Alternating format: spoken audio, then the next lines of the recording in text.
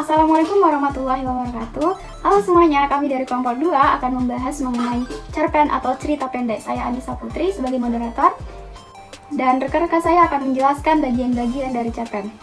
Untuk pengertian akan dijelaskan oleh Sari Anjani, kemudian ciri-ciri akan dijelaskan oleh Tri Insya Kumairah, fungsi akan dijelaskan oleh Helena Megawati, jenis-jenis dari cerpen akan dijelaskan oleh Rofiana, struktur cerpen akan dijelaskan oleh Maya Arda Rahayu Arbi, unsur intrinsik dan ekstrinsik akan disampaikan oleh Astari dan Winda Yulfani, nilai yang terkandung dalam cerpen akan disampaikan oleh Inkartini, serta langkah-langkah dalam membuat cerpen akan disampaikan oleh Navita. Jadi kita masuk ke pembahasan yang pertama. Baiklah, saya akan menjelaskan tentang pengertian cerpen. Menurut H.B. Jasin, cerpen adalah cerita pendek yang harus memiliki bagian perkenalan, pertingkaian, dan juga penyelesaian. Sedangkan menurut Aoh KH, cerpen adalah salah satu ragam fiksi atau cerita rekaan yang sering disebut sebagai kisahan prosa pendek.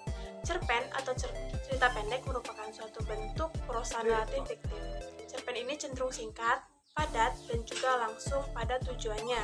Cerpen merupakan salah satu jenis karya sastra yang memaparkan kisah atau cerita mengenai manusia beserta seluk-beluknya lewat tulisan pendek dan juga singkat. Assalamualaikum warahmatullahi wabarakatuh. Perkenalkan, nama saya Tri Insya Kumairah. Pada kesempatan kali ini saya akan membahas tentang ciri-ciri cerpen. Cerpen memiliki 7 ciri-ciri, yaitu yang pertama, ceritanya itu fiktif. Yang kedua, berfokus pada satu aspek cerita. Yang ketiga, habis dibaca dalam sekali duduk. Yang keempat, peristiwa yang disajikan dengan cermat dan jelas. Yang kelima, penokohan atau perwatakan dilukis secara singkat. Dan yang keenam, tidak menggambarkan semua tokoh. Yang ketujuh, biasanya isi cerpen berasal dari kehidupan sehari-hari. Nah, baik, itu saja yang bisa saya sampaikan. Terlebih dan kurang saya mohon maaf. Saya akhiri dengan wabillahi taufiq walhidayah. Wassalamualaikum warahmatullahi wabarakatuh. Halo semuanya, salam sejahtera untuk kita semuanya. Di sini saya akan menjelaskan fungsi cerpen, yang dimana fungsi cerpen terdiri dari 5 fungsi. Yang pertama yaitu fungsi rekreatif, adalah sebagai penghibur bagi para pembaca. Yang kedua yaitu fungsi estetis, adalah memiliki nilai estetika atau keindahan, sehingga memberi rasa puas dalam hal estetis bagi para pembaca. Yang ketiga yaitu fungsi didaktif, adalah memberi pembelajaran atau pendidikan bagi para pembaca. Dan yang keempat yaitu fungsi moralitas, adalah memiliki nilai moral sehingga membaca mengetahui mana yang baik dan buruk berdasarkan cerita yang terkandung. Dan yang terakhir yaitu fungsi religiusitas, adalah memberi pembelajaran religius sehingga dapat dijadikan contoh bagi pembaca dalam kehidupan sehari-hari. Sekian yang saya bisa sampaikan, terima kasih. Assalamualaikum warahmatullahi wabarakatuh. Baiklah, saya Rofiana. Saya akan menjelaskan jenis-jenis cerpen. Di sini jenis-jenis cerpen ada 5. Yang pertama yaitu cerpen mini press. Di mana cerpen mini press ini mengandung kata yang berjumlah antara 750 sampai 1000 kata. Yang kedua yaitu cerpen yang ideal, yaitu mengandung kata yang berjumlah antara 3000 sampai 4000 kata. Yang ketiga yaitu cerpen yang cukup panjang, yaitu mengandung kata yang berjumlah 10.000 kata. Yang keempat yaitu cerpen sempurna, yaitu cerpen yang terfokus pada satu tema dengan plot yang jelas dan akhir cerita yang mudah dipahami. Yang kelima yaitu cerpen tak utuh, yaitu cerpen yang tidak terfokus pada satu tema, alurnya tidak terstruktur dan kadang-kadang dibuat mengambang oleh penulisnya sehingga si pembaca tidak paham dengan apa yang ada di dalam isi cerpen tersebut. Baiklah, hanya itu dapat saya sampaikan. Terima kasih. Assalamualaikum warahmatullahi wabarakatuh. Baiklah, di sini saya akan menjelaskan tentang struktur cerpen. Struktur cerpen terbagi menjadi 8. Yang pertama, abstrak atau abstraksi. Abstrak adalah gambaran umum secara keseluruhan mengenai berbagai situasi, peristiwa, dan bermacam unsur lain dalam sebuah cerita. Kemudian yang kedua ada orientasi atau pengenalan situasi cerita. Pada bagian orientasi ini memperkenalkan setting atau latar cerita, baik dalam segi waktu, tempat, maupun peristiwa.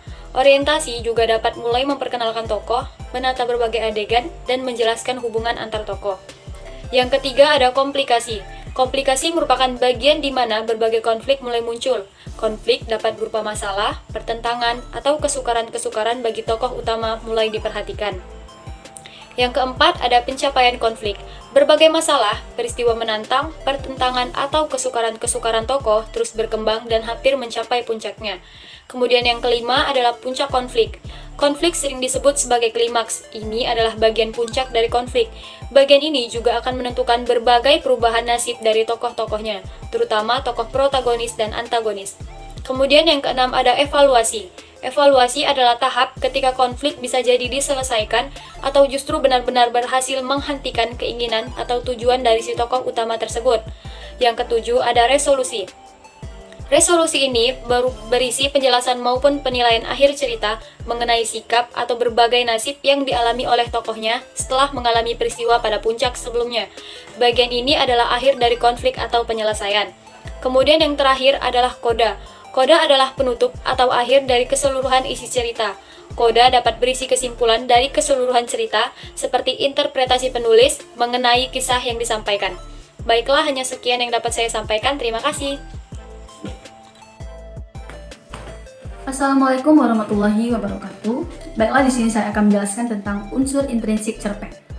Yang pertama itu ada tema. Tema adalah pokok atau gagasan utama sebuah cerpen. Yang kedua itu ada tokoh dan penokohan.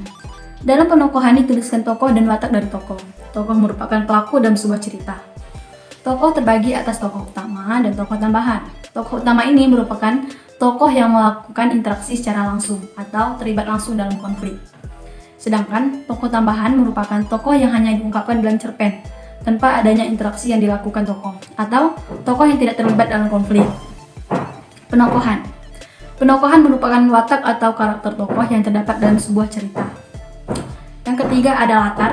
Latar dibedakan menjadi latar tempat, latar waktu, dan latar suasana.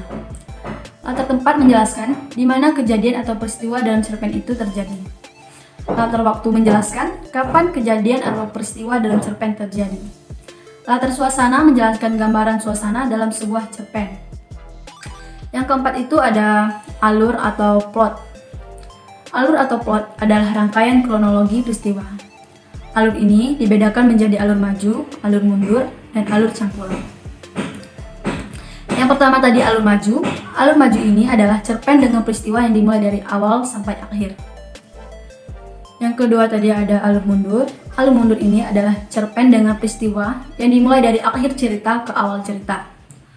Alur mundur ini disebut juga dengan istilah kilas balik. Yang ketiga ada alur campuran. Alur campuran ini adalah alur cerpen yang merupakan gabungan antara alur maju dan alur mundur tadi. Yang kelima ada sudut pandang. Sudut pandang berisi pandangan pengarang terhadap cerpen. Bisa saja pengarang menjadi orang pertama atau menjadi orang ketiga. Sudut pandang orang pertama adalah pengarang terlibat langsung atau orang pertama dalam cerita yang ditandai dengan penggunaan kata ganti orang, aku, saya, dan sebagainya. Sudut pandang orang ketiga ini adalah pengarang tidak terlibat langsung dalam cerita yang ditandai dengan penggunaan kata ganti orang seperti dia, mereka, dan sebagainya, atau menggunakan nama tokoh. Sudut pandang orang ketiga ini terbagi atas orang ketiga terarah dan orang ketiga serba tahu. Yang keenam, ada amanat. Amanat merupakan pesan moral yang disampaikan oleh penulis kepada pembaca melalui cerpen atau cerita. Yang ketujuh, ada gaya bahasa. Gaya bahasa berfungsi untuk memberikan kesan yang lebih menarik dengan menggunakan majas. Baiklah, itu saja yang dapat saya sampaikan. Saya akhiri, wabillahi taufiq wal hidayah. Wassalamualaikum warahmatullahi wabarakatuh. Assalamualaikum warahmatullahi wabarakatuh. Baiklah, di sini saya akan membahas sedikit tentang unsur ekstrinsik cerpen. Yang pertama ada latar belakang masyarakat, di mana latar belakang masyarakat ini adalah hal yang paling mendasari seorang penulis untuk membuat sebuah cerpen, yang mana menyangkut kondisi lingkungan masyarakat itu sendiri. Ada beberapa faktor yang dapat mempengaruhi penulis antara lain. Yang pertama yaitu ideologi negara, yang kedua kondisi politik, yang ketiga kondisi sosial, dan yang terakhir yaitu kondisi ekonomi. Baiklah, selanjutnya yaitu latar belakang penulis.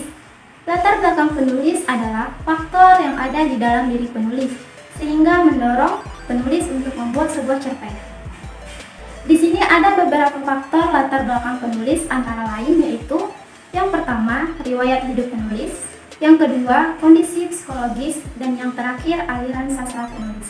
Baik, hanya itu saja yang bisa saya sampaikan. Saya ucapkan terima kasih. Perkenalkan, nama saya Ika Tidi. Pada kesempatan kali ini saya akan menjelaskan mengenai nilai yang terkandung dalam sebuah cerpen. Yang pertama yaitu nilai moral. Nilai moral adalah nilai yang berkaitan dengan akhlak atau budi pekerti tingkah laku. Yang kedua, nilai sosial. Nilai sosial adalah nilai yang berkaitan dengan norma yang ada di dalam kemasyarakatan. Yang ketiga, nilai kependidikan atau edukasi, yaitu nilai yang berkaitan dengan pengubahan atau dari karakter baik menjadi karakter jahat. Yang keempat, nilai budaya, yaitu nilai yang berkaitan dengan adat istiadat. Nilai keindahan atau estetis adalah nilai yang berkaitan dengan hal-hal menarik atau menyenangkan. Yang keenam, nilai etika adalah nilai yang berkaitan dengan sopan santun dalam kehidupan. Yang ketujuh, nilai politis, yaitu nilai yang berkaitan dengan pemerintahan. Dan yang terakhir, yang delapan, yaitu nilai religius atau keagamaan, nilai yang berkaitan dengan keagamaan. Baiklah, hanya itu yang dapat saya sampaikan. Saya akhiri. Wassalamualaikum warahmatullahi wabarakatuh. Assalamualaikum warahmatullahi wabarakatuh. Perkenalkan, nama saya Novita. Baiklah, di sini saya akan menjelaskan tentang langkah-langkah membuat cerpen. Baiklah, untuk langkah yang pertama yang harus kita siapkan dalam membuat cerpen yaitu yang pertama, menentukan tema. Yang kedua, menentukan sudut pandang dalam cerita. Langkah yang ketiga yaitu menentukan tokoh dan penokohan. Langkah yang keempat yang harus kita lakukan adalah menentukan alur dan latar dalam cerita yang akan kita buat. Sedangkan langkah yang kelima adalah menentukan garis besar cerita. Langkah yang keenam yaitu menentukan jenis cerpen dan target bacanya. Langkah yang ketujuh yaitu memilih diksi yang sesuai. Dan langkah yang terakhir dalam membuat cerpen yaitu menentukan judul cerpen yang kita buat. Nah, dalam membuat cerpen kita harus siapkan secara matang mulai dari tokoh, alur, latar, tema, judul, sehingga akan lebih memudahkan ketika kita menulis cerpen. Baiklah, hanya itu yang bisa saya sampaikan. Saya akhiri. Wabillahi taufiq wal hidayah. Wassalamualaikum warahmatullahi wabarakatuh.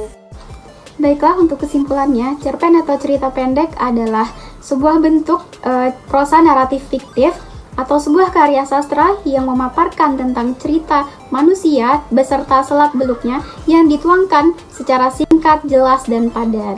Biasanya cerpen ini juga dilakukan dalam keadaan sekali duduk, dan cerpen memiliki kurang dari 10.000 kata. Cerpen memiliki unsur intrinsik dan ekstrinsik yang dapat mendukung jalannya cerita dalam sebuah cerpen. Baiklah, itulah yang dapat kami sajikan dalam materi. Kami dari kelompok 2 mohon maaf bila dalam penyampaian ada kesalahan kata. Kami akhiri. Assalamualaikum warahmatullahi wabarakatuh.